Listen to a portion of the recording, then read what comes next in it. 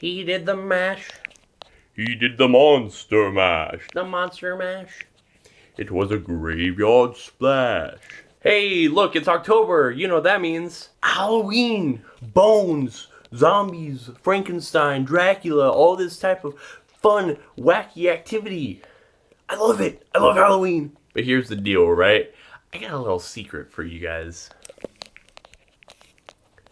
I haven't really seen a whole lot of Halloween movies. So basically, when I was like a kid, the way that it would work would be when I was like 4, my parents would be like, you are not allowed to watch Scream. Because Scream is a horror movie and you are going to have nightmares, so you cannot watch Scream. And so in my head, I'm like, oh my gosh, these Halloween movies, that must be super freaking scary. Oh my gosh.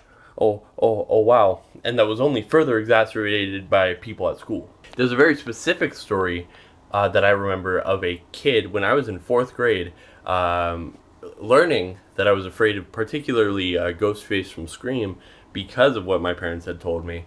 And so what he decided to do was buy a Scream mask, one of the bloody ones that have like the pump that like spills blood, and chase me around and with his like fake plastic knife and just like yell at me, and I would run around and I'd freaking that was a formative memory in my head of holy crap, Lois. So I haven't really watched a whole lot of horror, and I haven't really watched a whole lot of Halloween movies in general.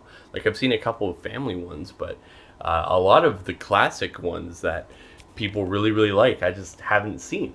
And so this month, we're changing that. Every single day in the month of October, I will be reviewing a new Halloween movie or a new scary movie or any of the classics that you would have watched as a child or just as somebody growing up, and be like, hey, does this still hold up? Is this good? Do I like it? What do I think about it? And then just going on from there. And so I figure after this month, I'll have all the answers to all the Halloween movies, because I'll have finally seen basically all of them at this point, all the ones that people really care about. So that's what we're going to do this month. And if you want to follow along with me on this journey, please subscribe. I'm trying to hit 500 subs by the end of the year, and your support in that would be fantastic. So if you could subscribe, that'd be much appreciated. So today we're talking about like the big one that kind of is the biggest classic, the oldest one of the ones that people always talk about. It's Psycho. Well, I'll start with non-spoiler stuff, and then I'll be like, hey, spoiler warning.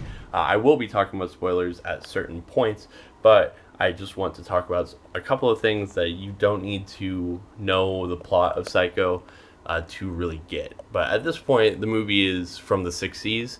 If you haven't seen it, that's on you. So, fun fact about this movie, it's from the 60s, but it's in black and white.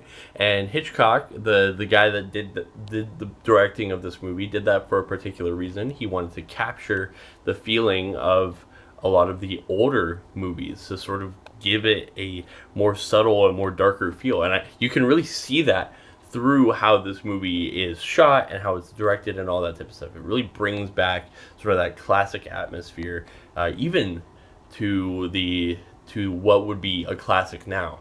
You know, right now, a movie from the 60s would be considered a classic, but even then, it's like harkening back to the real old days of cinema and film and all that type of stuff, which I really do appreciate. It's something that's really awesome to see. The second positive thing is that, hey, Norman Bates, the guy that plays Norman Bates, is freaking fantastic here. I can see why Norman Bates is one of the most classic horror movie tropes and villains, and something that nearly everybody can sort of harken back to when they think about Halloween.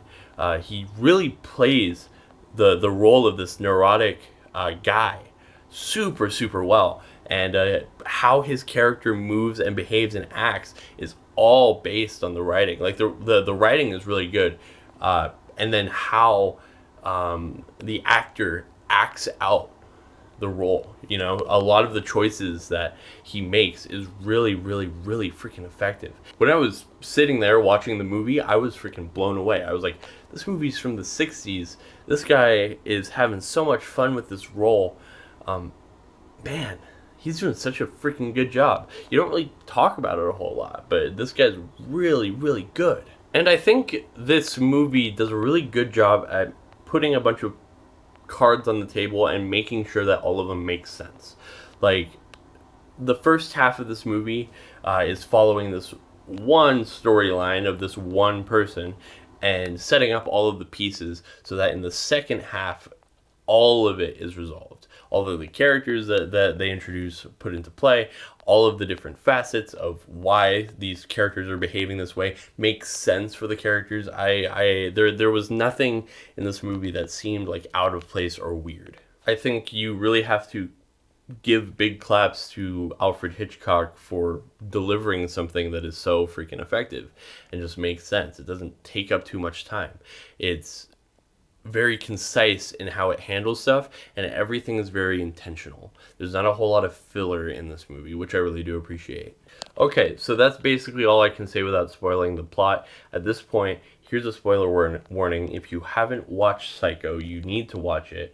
It's a lot of fun, but I'm going to talk about some stuff that makes sense from the perspective of spoilers, what I liked, what I didn't like, everything about that. So just fair warning. So my biggest critique of this movie is not something that Alfred Hitchcock could have controlled. It's the fact that Psycho completely loses the fear factor that it's trying to give when you know the twist. When you know the twist of the movie beforehand. Norman Bates and his mom is like one of the things that is like a staple of Halloween, where Norman Bates is wild in the head, and he has his mom and himself in the same consciousness, and he plays the role of his mom when he does the killings. When you know that, the entire fear factor and the mystery of this is completely gone. It's sort of like how I talked about FNAF, in that once you understand the mystery of the movie, everything else about it just becomes less scary and less like intentional. And that was just kind of, I don't know. I feel like knowing the twist beforehand made me understand the movie completely differently. Almost as if I was like, wait, do they not know that Norman Bates' mom is dead? Oh, they don't know that. Oh, that's the twist. It made me enjoy the movie less, I guess. That would really be the way that I describe it.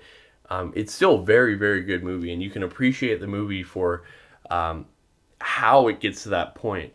But the experience of watching that movie is diminished once you know the twist. And I guess that's sort of how every movie works, especially these type of horror movies. When you know how the plot goes, it becomes very, very reduced.